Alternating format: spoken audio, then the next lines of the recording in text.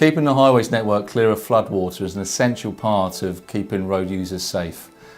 Therefore, in all of our highways contracts across the country, we are responsible for maintaining the highways drainage network. So as an example, in Hampshire, we routinely clean in excess of 180,000 gullies a year. We identified that the gully network and the gully service is one that we could bring some innovation to.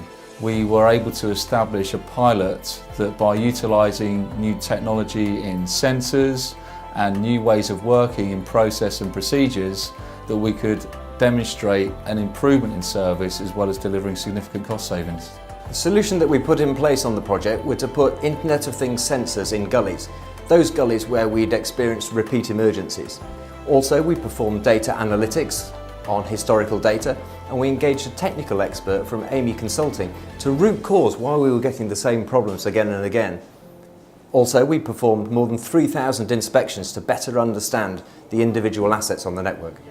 The results of the pilot were that we have the potential to reduce the cost of the service by up to 20% through better knowledge of the gullies, but also to develop an on-demand approach.